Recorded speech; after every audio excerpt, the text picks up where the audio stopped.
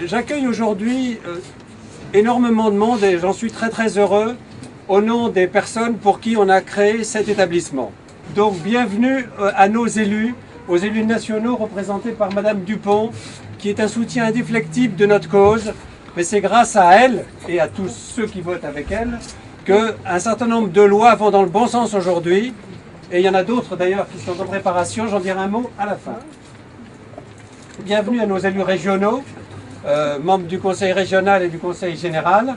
Donc il y en a deux à mes côtés, qui sont importants parce que c'est eux qui sont à la source du financement de ce genre d'établissement. Nos élus locaux, de nombreux maires adjoints aux maires des communes avoisinantes, les responsables des CCAS sont venus souvent avec eux, qui sont ici aujourd'hui, qui prouvent la solidarité intercommunale donc autour de projets comme celui-ci.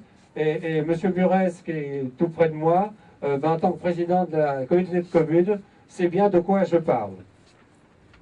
Enfin, les élus locaux de Croissy, grâce à qui cette opération peut être montée, puisque c'est eux qui nous ont permis de trouver le foncier, et ils ont toujours été un partenaire j'allais dire exemplaire, dans notre parcours sur ce site. Bienvenue également aux représentants de la DAS et de la DASDI, qui sont donc nos interlocuteurs pour ce type d'établissement. En particulier, donc c'est la DASDI qui est la DAS du département des Yvelines, qui finance les prix de journée de cet établissement. Bienvenue aussi au personnel d'Avenir APEI qui s'est mobilisé autour de ce projet, c'est-à-dire que ce n'est pas uniquement 2-3 personnes qui se sont occupées, mais il y a bien une solidarité importante de l'ensemble du personnel et des équipes de direction.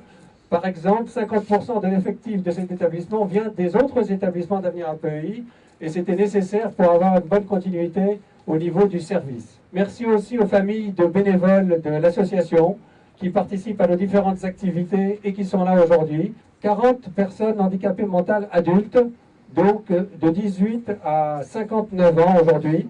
On a donc 20 des personnes accueillies ont moins de 40 ans, 20 ont plus de 40 ans. Ah oui, en conclusion, je retourne vers Mme Dupont. En conclusion, cet établissement a répondu bien évidemment à un besoin urgent dans notre département, puisque donc, je peux donner ce chiffre-là, un an avant son ouverture, pour 40 places, on avait 70 demandes. Donc aujourd'hui, on sait qu'il manque, dans le département des Yvelines, c'est peut-être un peu général, en fait on a un phénomène qu'on connaît bien dans le monde du handicap mental, c'est le vieillissement des personnes handicapées mentales, qui avaient une espérance de vie bien moindre il y a ne serait-ce que 30 ans. Et aujourd'hui, donc, on doit, nous, associations et vous, élus, accompagner et accueillir ces personnes handicapées mentales vieillissantes. Donc on a besoin, en fait, d'une façon urgente, de deux types d'établissements. D'une part, de compléter notre capacité d'accueil en foyer de vie, comme celui-ci, qui permet d'accueillir les personnes qui sont valides malgré leur handicap mental. Et puis, on a aussi besoin de développer des places en foyer d'accueil médicalisé pour ceux qui sont vieillissants, un peu comme les maisons de retraite, il y a des médicalisés.